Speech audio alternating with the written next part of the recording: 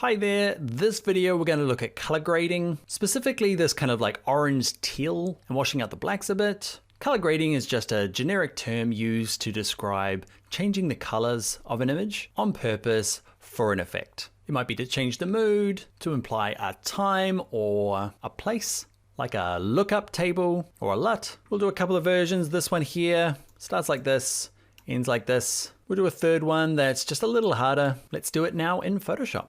From your exercise files, 06 color, open up color grading 1.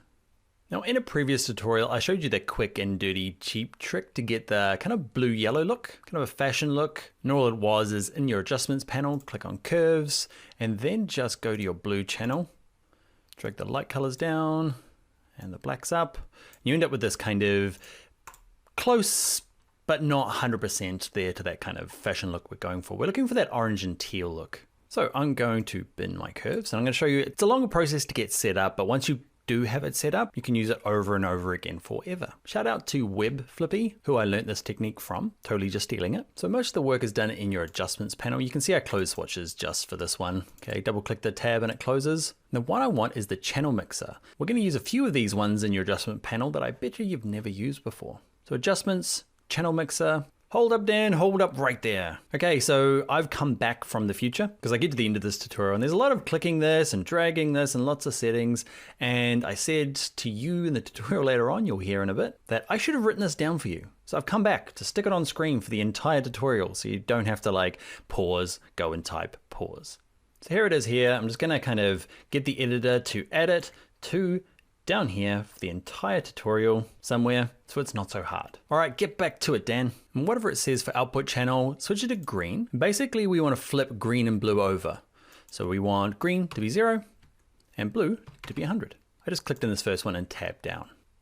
So we flip those over, go to blue and do the same thing. I want to flip green and blue over. So green's now 100 and blue is 0. It looks weird until you click on the word down here so you got the whole thing selected and then play with the blending modes. Just kind of work your way through to find one.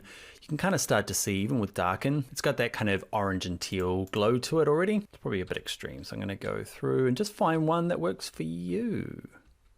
Ooh, I like that lighten. It's kind of washed out. I need to fill in some of the other colors. So you might be happy just with that. But let's go a bit further and we're going to add another adjustment, and it's this one here. It's called selective color. Switch it from here to reds. It's probably at reds by default.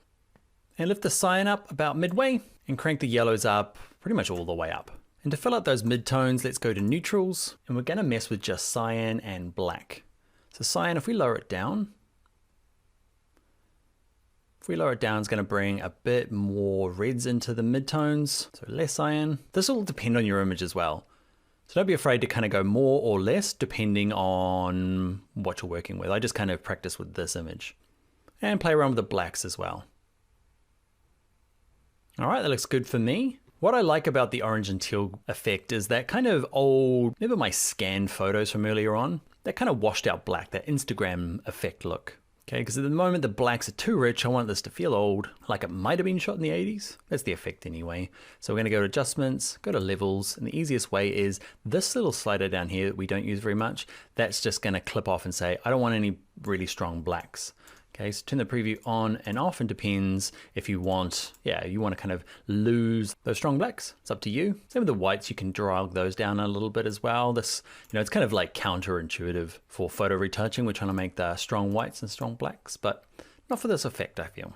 So there is a bit of work getting it to here. Like I've practiced this. It's only taken us a couple of minutes. You're going to have to pause the video and type it all down, watch it a couple of times. But once you've done that, the cool thing about it is that you can just kind of open up another image. I'm going to open up color grading 2 and 3. And instead of having to type all that lot out, I can go back to my original image, just have it open, select all 3 of these, holding shift, grabbing them all, using my move tool and just dragging them to this tab here.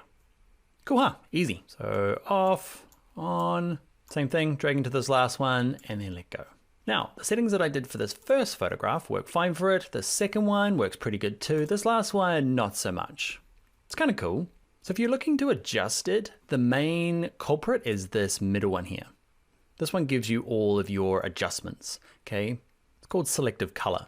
And up the top here, you're gonna mess with greens and neutrals, remember? So what worked for that first image needs to be changed here. And you can see I can kind of Lower the cyans here instead of raising them because there's not much going on. Yellows probably want to be still straight up, and the neutrals is going to give me a bit of adjustment here. So cyans left, cyans right, decide where you want it to be. Blacks up, blacks down. All right, and I like that better. Now the main trouble with this one is that there's not a lot of color information to get started with. So just know that more colorful images are gonna end up with this like really strong kind of orange and teal that you're gonna have to probably lower down. Okay, lower the opacity of it. And this one here, because there's no color information, is gonna be a little tough. But I think we kind of got the look there. Maybe not the levels. All right, that is gonna be it. Let's jump into the next tutorial.